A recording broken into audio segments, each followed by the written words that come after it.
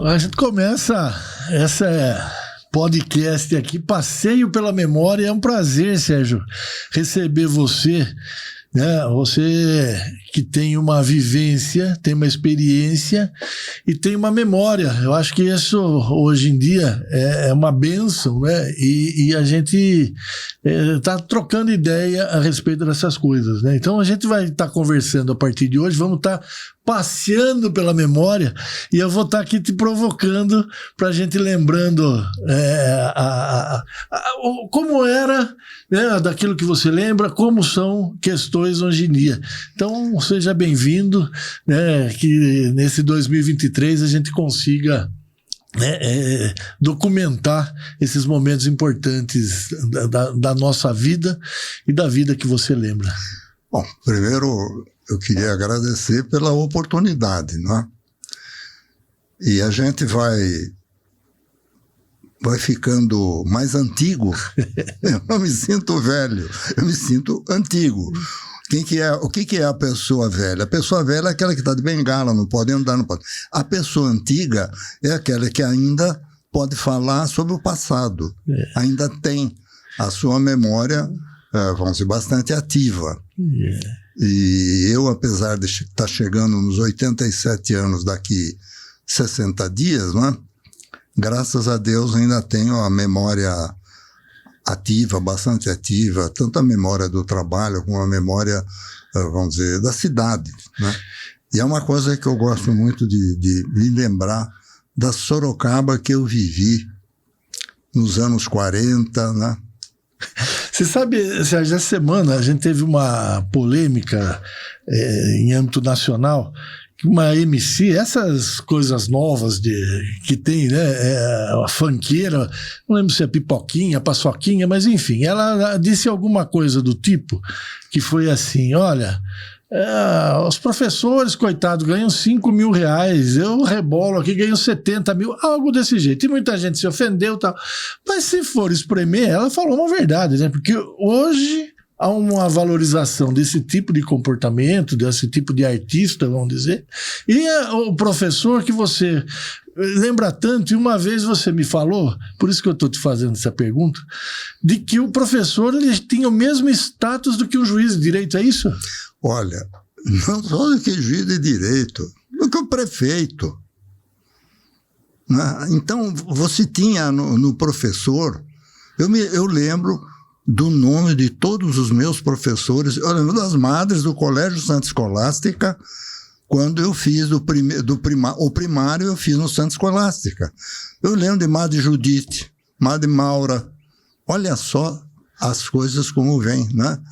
Tem outras irmãs desse tempo do colégio, eu lembro dos padres que São Bento, né, que rezavam a missa lá no Santa Escolástica. Aliás, eu queria dizer que foi um crime, aliás, 2 crimes em Sorocaba. O primeiro crime foi derrubarem a igreja de Santa Clara e construírem 2 ou 3 edifícios, embaixo é comércio, em cima é residencial. O mosteiro de Santa Clara. E o segundo crime, derrubar a igreja Santa Escolástica, ali no Largo do Rosário. Então a gente assistia a missa na igreja, tudo era... Isso no primário, entende? Algumas das pessoas que eu estudei junto, por exemplo, Edson Campione, fomos colegas, Orlando Matos, Edson Campione, são pessoas que nós tivemos juntos, entende? O Maquinão. Você sabe quem é o Maquinão? Não, quem que é o Maquinão? Nelson de Oliveira. Foi médico, o Maquinão se formou médico. Então você vê, são coisas que graças a Deus eu ainda tenho, né, ainda tenho a memória viva, e a minha família morava ao lado do Colégio Santa Escolástica. A família dos meus avós, né, os pais da minha mãe. E depois que a gente casou, tudo, saímos de lá, vim para a minha vida de casado, né? Enfim, mas são essas coisas que a gente vê. E quando eu passo, por exemplo, na Praça Central, eu olho o recreativo e olho o Sorocaba Clube. Ainda tem pessoas que estão lá lutando, trabalhando para que aquela memória permaneça viva. Era a memória da cidade. Eu me lembro, as sabatinas do Sorocaba Clube, a domingueira do Recreio. Nossa, a gente esperava aquilo, né? Era o que movimentava. E tem outra lembrança que eu tenho. Quando a Faculdade de Medicina começou a funcionar em Sorocaba, foi criada a ASME. A ASME quer dizer agarre o seu médico. Olha. E os rapazes ficavam putos da vida com as senhoritas da época, que naquela época elas, como é que é? Achavam que os estudantes de medicina eram o partidão. O partidão. E nós, os rapazes novos, os rapazes de Sorocaba, elas olhavam de lado assim, mas no fim elas casaram com a gente, então, algumas. Mas essas são histórias que eu gostaria muito de que alguns amigos que eram daquela época e que não estão mais conosco, a gente pudesse conversar sobre isso. Outro dia eu fiz um almoço na minha casa e convidei quem? Convidei a Leoni Tavares, filha do Dr. Milton Tavares, irmã do Walter do Miltinho, mora até hoje no Lago do Rosário. A Cecília Vieira de Souza, filha do Dr. Newton Vieira de Souza. Cidinha Pacos, Elzinha Pacos, famílias que moravam por ali do Lago do Rosário, todos ali em volta. Entende? Fomos almoçar para matar um pouco a saudade e relembrar desse tempo. Mas não vai demorar muito, né? Todos nós já passamos da idade, enfim. O Walter e o Miltinho, que eram irmãos da Leoni, eram companheiros nossos de todo dia, e de sábado, e de coisa, de ir para São Paulo, de Mongaguá. Essas famílias, algumas das famílias que eu estou falando, tinham casa em Mongaguá, era tudo a mesma coisa. Então você vai. Tanto que algumas moças de Sorocaba, ou rapazes de Sorocaba, se casaram com moças de fora de Sorocaba, porque se conheceram lá em Mongaguá. Agora, Sérgio, dentro dessas suas lembranças, né, você lembrou das suas professoras do Santa Escolástica, e a gente eu estava aqui falando do meu choque, né, e de toda essa polêmica hoje falando dos professores. E aí você falou que era o status do professor, era como se fosse do prefeito, e não só do juiz de direito, todo mundo. Você tem irmãs que se dedicaram ao magistério, e como que foi, na sua lembrança, isso foi degringolando? Olha, o colégio não eram, as professoras eram as madres mesmo, as irmãs, né, que eram de lá mesmo. Depois eu fui para o ginásio do Estado e fiz também a OSE. Eu estudei contabilidade na OSE, do Arthur Fonseca, do professor Arthur Fonseca. Então, a diferença que tinha, os professores do ginásio, se eu me lembro, o diretor da São Roque era o Pasqualic, o professor Roberto Pasqualic, o diretor, o filho dele acho que ainda é vivo, com mais de 90 e lá vai pedrada. Era jogador de basquete, um deles. O outro foi ser dentista, qualquer coisa assim, fora de Sorocaba. Mas o professor Roque Aires de Oliveira, Dona Dulce Pupo, o Bierrenbach, o professor era engenheiro, Dr. Júlio Bierrenbach, morava na Rua da Penha. A esposa dele, Dona Julica, era ela que preparava os alunos para prestar o vestibular, não é vestibular, o curso preparatório para entrar no ginásio.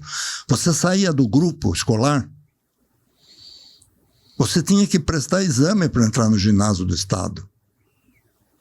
Olha como era. A exigência era... a gente fazia Então, isso era. E os professores, citei alguns, né? Por exemplo, você vai lembrar, o professor Roque Aires Oliveira foi diretor, Norberto Soares Ramos também, além de professor, foi diretor, Egas Muniz de Balsemão, professor Dulce Pupo de Oliveira Pinheiro.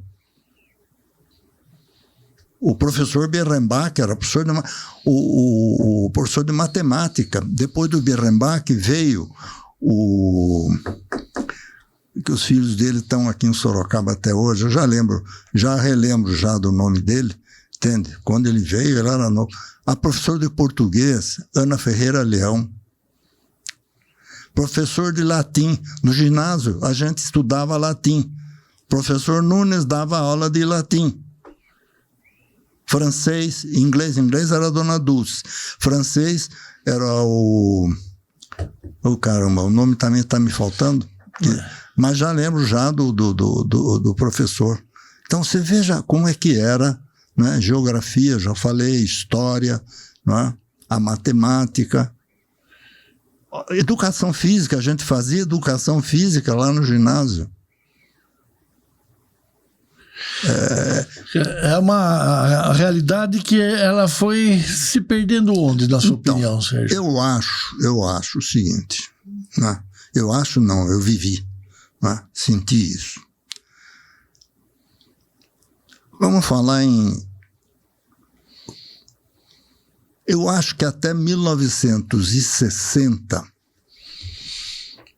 você ainda tinha algum tipo de tradição, que se respeitava a tradição. Eu não vou dizer 61, 62, até os anos 60, no começo dos 60. Você tinha, vamos dizer, respeito às tradições, respeito às coisas. Eu me lembro que Sorocaba tinha o fórum que ficava ali na Praça Frei Baraúna, não é? Tinha duas varas que se chamavam, tinha os cartórios, né? Os cartórios eram da família Mascarenhas, né? O Vitor Monaldo trabalhava, era o escrevente do cartório, tudo, né? E o outro era já vou lembrar, ele gostava de dar risada, falar piada, Pires. Tudo. Pires, não era? Não era, já lembro, já. Tem. Então eram 2 cartórios que ficavam ali, como tinha acho que 2 varas de justiça, então. O juiz de direito e o promotor público eram autoridades, era coisa. Os professores de ginásio e de primário também eram respeitados como se fossem autoridades de alto nível. Entende? A gente tinha vamos dizer, olhava para o chão a hora que passava o professor. Entendeu? Então, eu acho que nós perdemos isso a partir dessa década de 60, nós fomos perdendo isso. Você me perguntar por força do quê? É uma coisa muito, vamos dizer, eu não escrevi isso, não fiquei tentando gravar para ter, mas isso foi a partir dos anos 60 que começaram algumas coisas. Não é a Revolução que trouxe isso, não. A Revolução de 64, como chamam de golpe e tal, elas vieram até com certo intuito de resgatar essa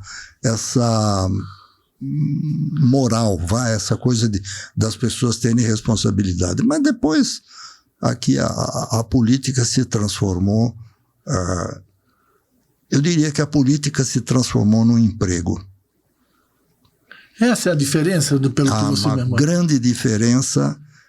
grande diferença que eu sinto, que o político, eu não vou nominar, não é isso, aquilo. Lógico que tem os melhores e tem os piores, não é? Mas o político, olha a Câmara Municipal de Sorocaba. Quem que era vereador naquela época? Dr. Humberto Reale. Era médico. Dr. Nilton Vieira de Souza.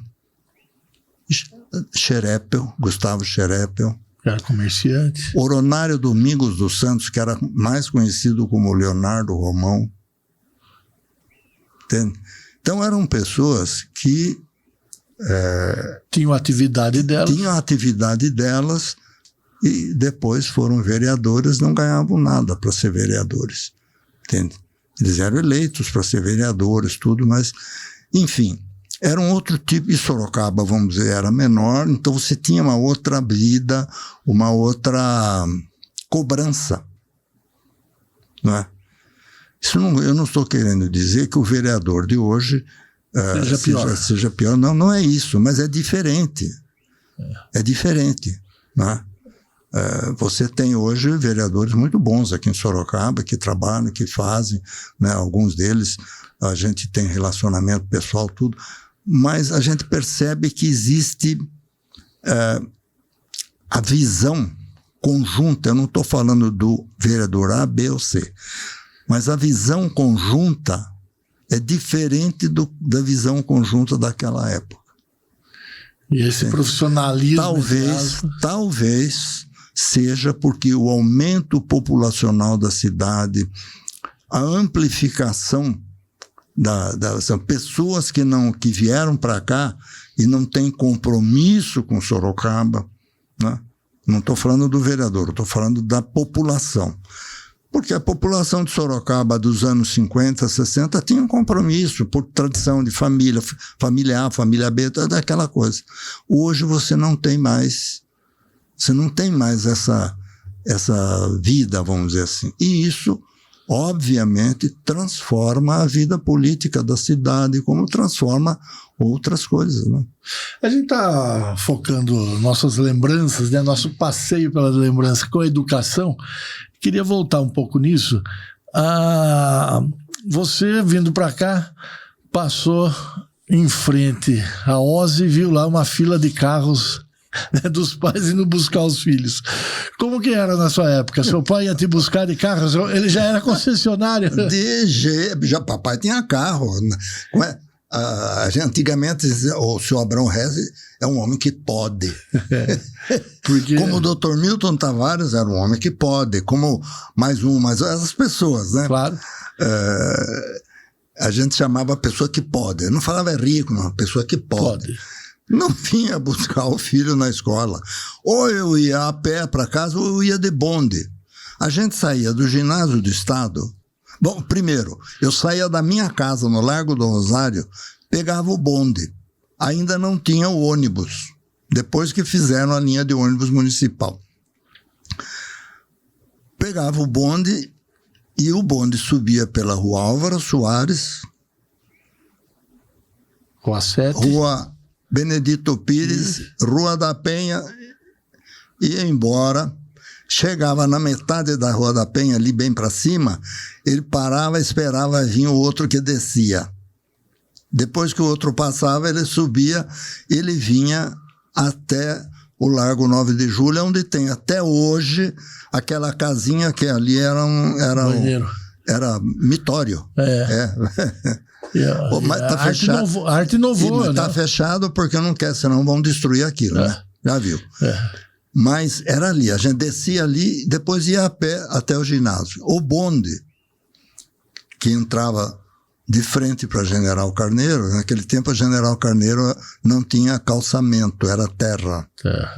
O bonde vinha de ré, aonde é o balaio ali, e ele voltava e ia até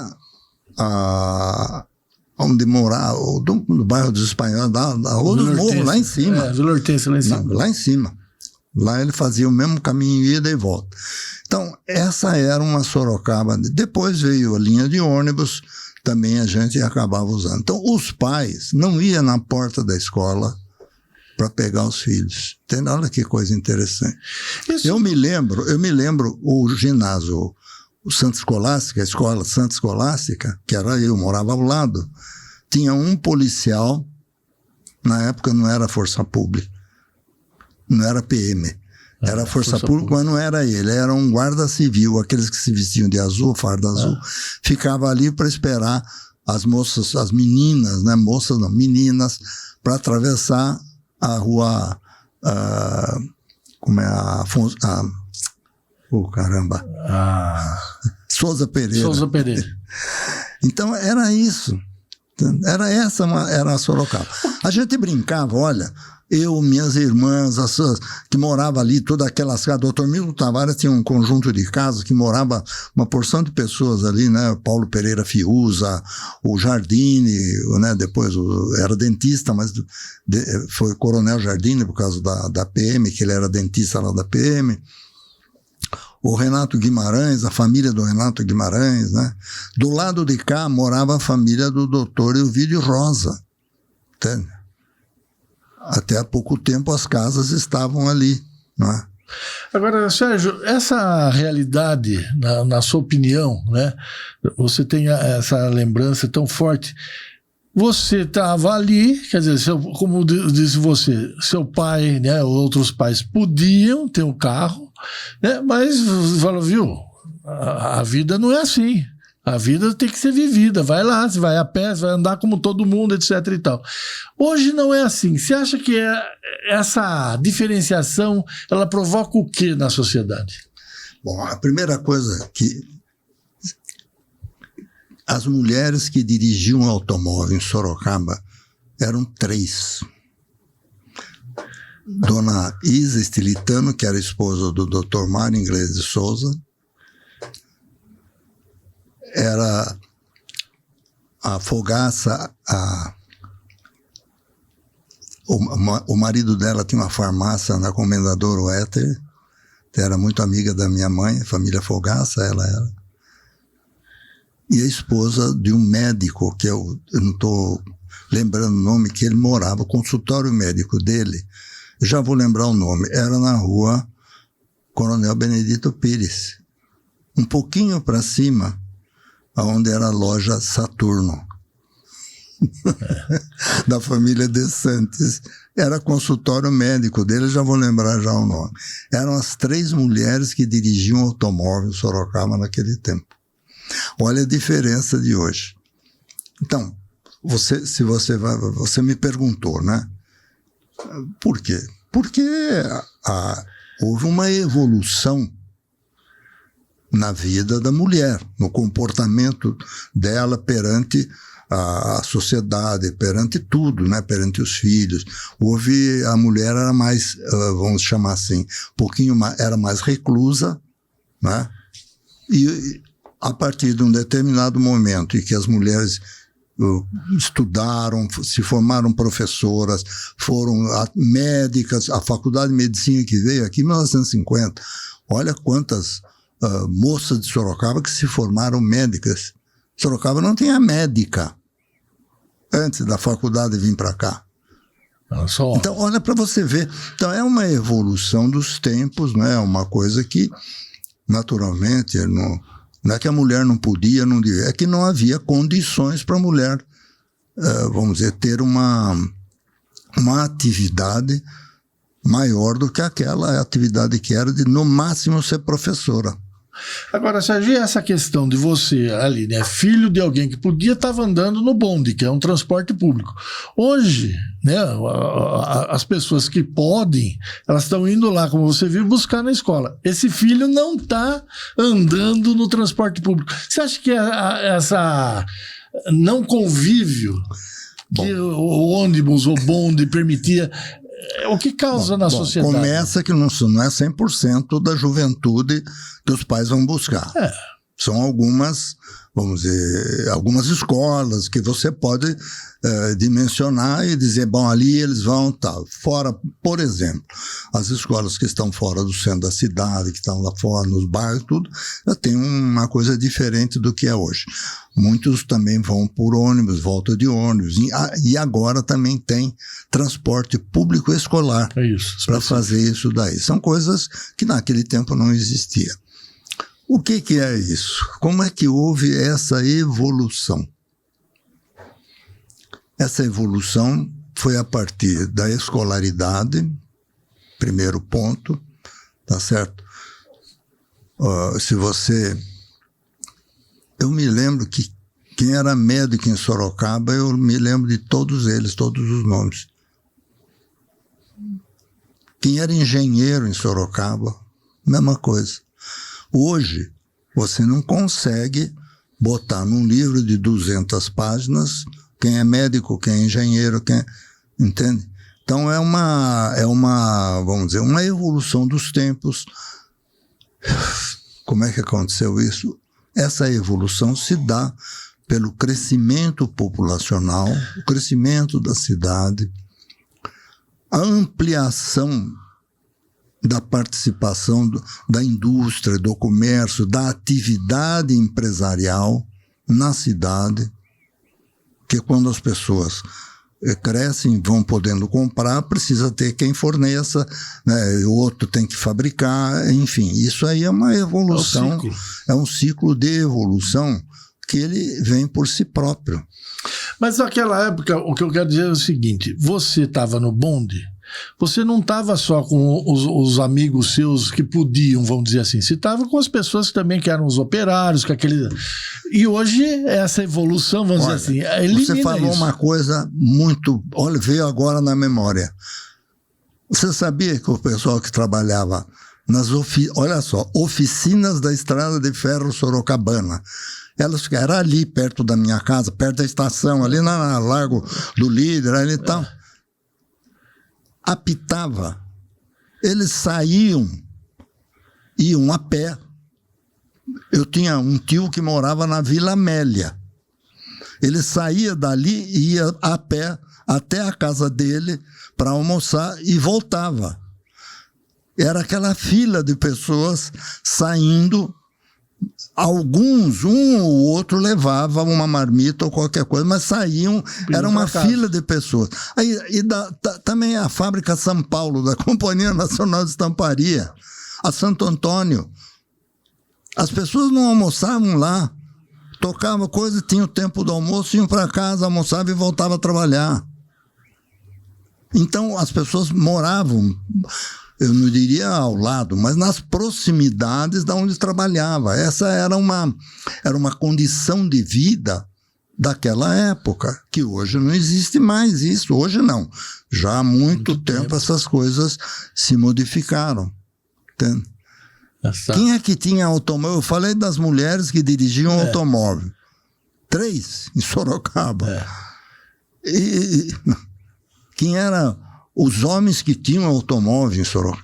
Tinham famílias que tinham dinheiro, tinham bastante posse, mas não tinham automóvel. Porque não sabiam dirigir, porque não gostavam, porque isso, porque aquilo. Podiam ter. Então, essa massificação do uso do veículo... Bom, se fala de motocicleta. No meu tempo de rapaz... Quem tinha motocicleta em Sorocaba eram pessoas velhas, não velha há 70 anos. Velha passou dos 40, 30, 40. Era uma meia dúzia que eram motos grandes. Entendeu? Eu lembro que tinha oficina de moto ali na Rua Barão do Rio Branco. Era o Nísio Furlan e os irmãos dele. Tá? Quem é que tinha motocicleta, uma grande? O seu Manuel Gomes. Pai da Elisa, da Leocádia, do Sabugo, entende?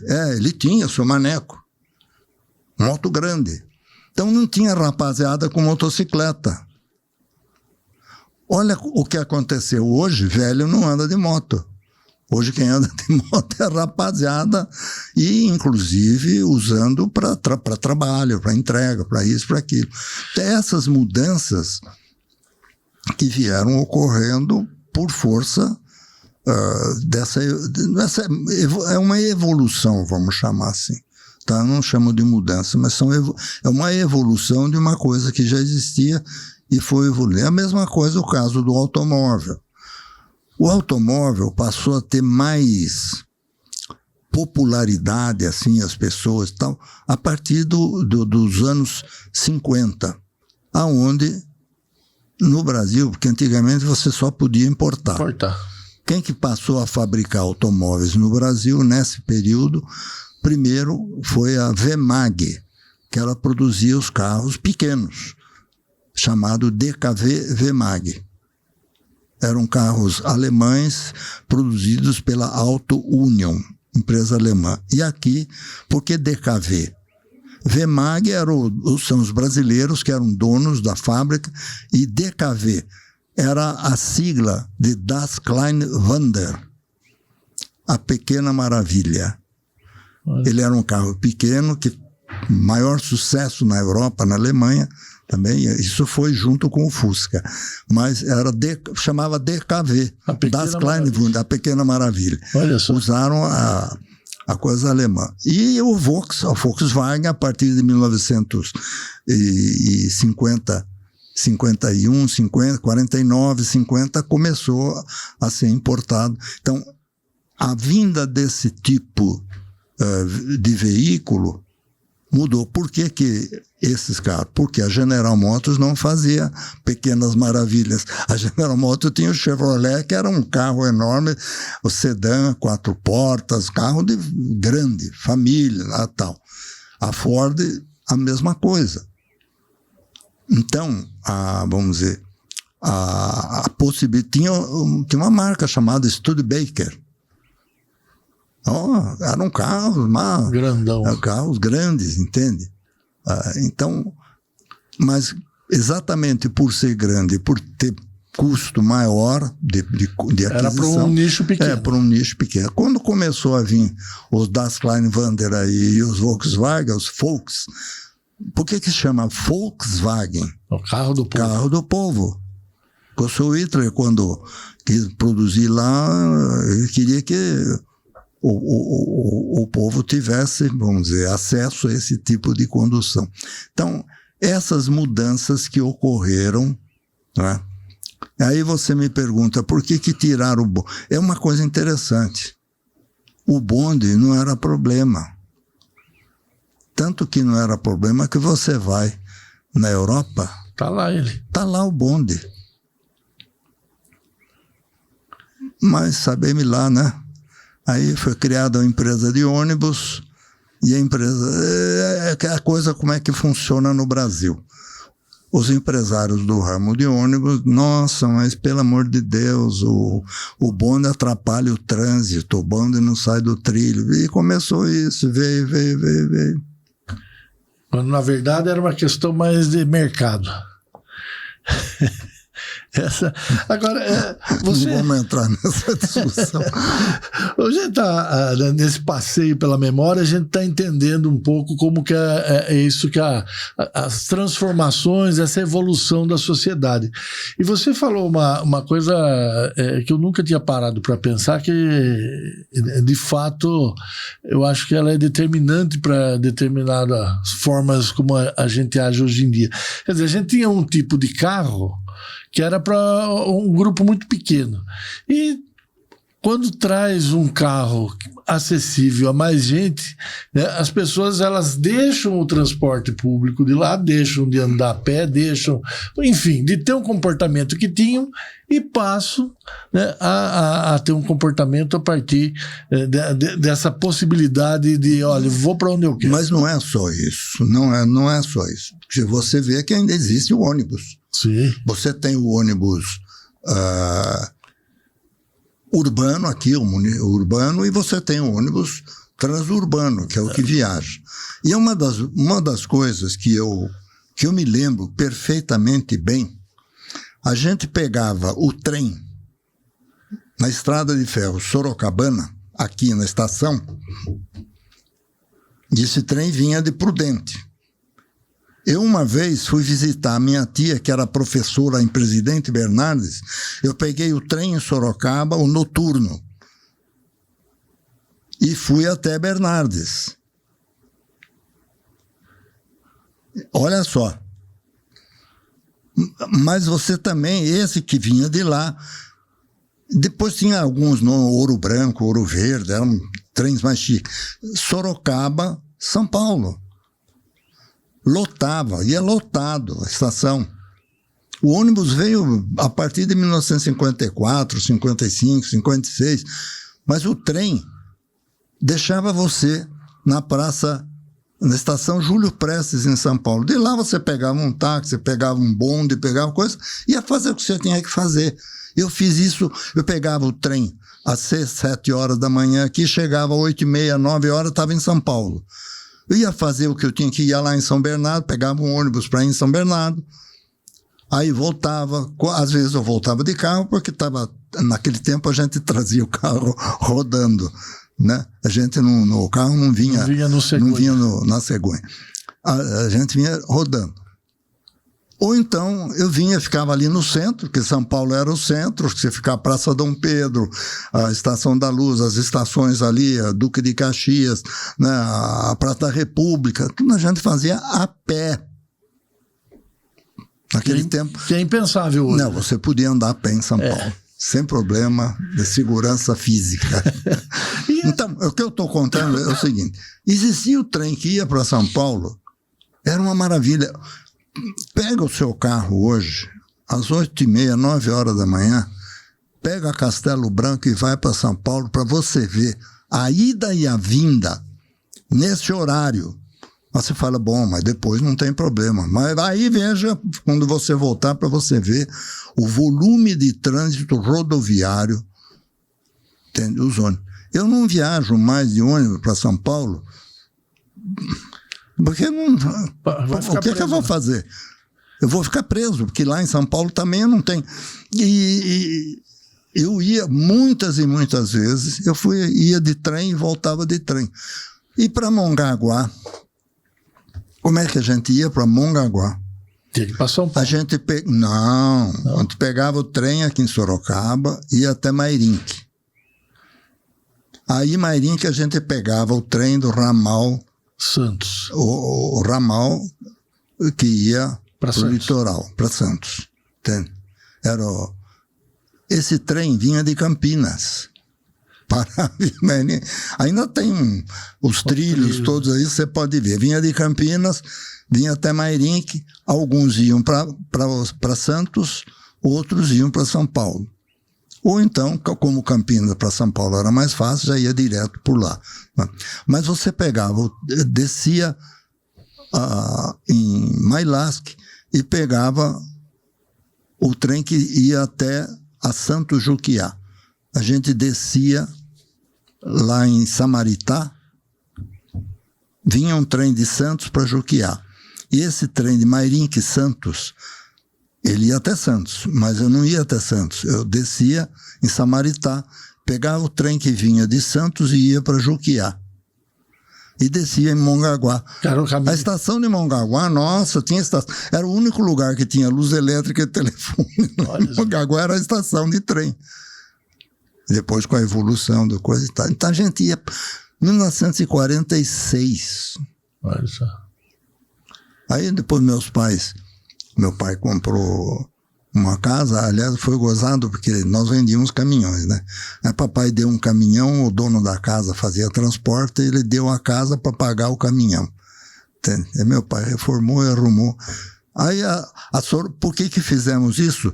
Porque a Associação dos Aposentados dos funcionários da Sorocabana, construíram 4 casas de madeira, ali bem em frente à praia. Até hoje tem essas casas lá.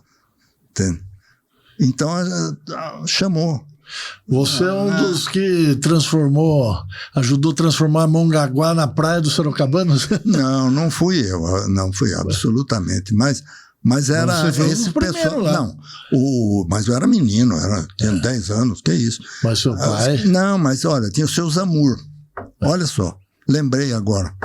O seu Zamur, ele morava na rua Melino Matarazzo. Ele tinha lá uma quitanda, uma coisa.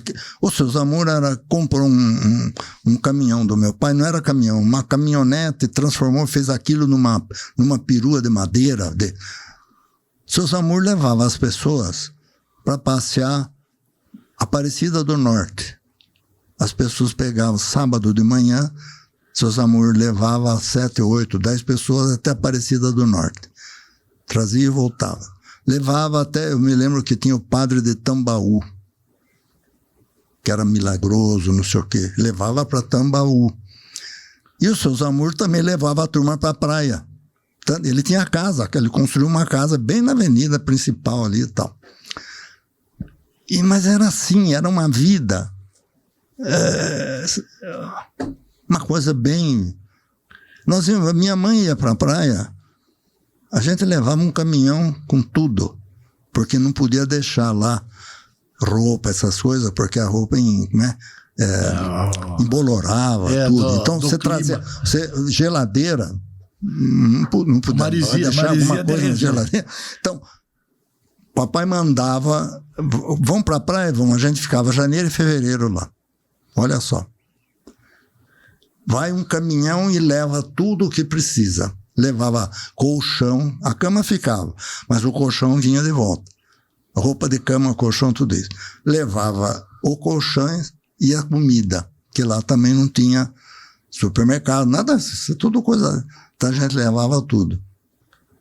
Aí acabava as férias. Papai ia para a praia só no fim de semana, no sábado. Minha mãe, as crianças, tudo, e as parentes, tia, amigo, tudo. Ficava e as lá. casas foram sendo construídas, dos amigos, das famílias, tudo, um perto da outra. A família do Paulo Mendes, os pais da família Teodoro Mendes, tudo, eles tinham a casa nessa rua também, ali logo mais para frente. Então, era um outro tipo de vida, não é? Não tinha perigo. Você sabe que lá não tinha luz elétrica. Então, a gente tinha o lampião chamado Petromax. Olha só o nome do lampião. É um lampião que você apertava, então, e ele... Era querosene? O que era? Eu nem sei mesmo, mas acho que era querosene. Mas era... tinha 2, 3 lampiões que você acendia na mesa de jantar. O pessoal gostava muito de jogar buraco. Não, então iam em casa lá jogar buraco. Então, acendia o lampião, ficávamos jogando lá, a turma. Até a hora de ir embora? Até a hora de ir embora. Mas era assim, não tinha luz elétrica. Da onde veio a luz? A primeira casa que teve luz elétrica foram essas casas dos funcionários da Sorocabana. Por quê? Porque a estação tinha, puxaram da estação. Aí começou a fazer gato. Eu vou... Aí, da estação foi para casa de madeira. Você sabe como é que era o telefone? A gente ia, tinha uma cabine telefônica lá perto na estação, lá. A gente ia, pedia uma ligação para Sorocaba de manhã e voltava lá na hora do almoço ou depois do almoço para completar a ligação, se completava. Olha só. Aliás, isso não era só Mongaguá. Sorocaba, você ligar para São Paulo, você pedia para telefonista e tinha que esperar 1 hora que o telefonista ligasse. Que coisa, né? Telefonista da Telefônica. Não. Que era que fazia a intermediação. E hoje você, com o celular, não. Não, eu estou fazendo esses comentários, isso é uma coisa que vem, né? Que vem na memória. Tem muito mais coisa que vem na memória, tudo. A gente só está começando a passear. Então, o que eu estava falando em Mongaguá. Os amigos que nós fizemos em Mongaguá, que eram pessoas de São Paulo, tinha gente de Presidente Prudente. Olha só. Eram pessoas que a gente acabou fazendo amizade e relacionamento. Alguns se casaram com pessoas de lá.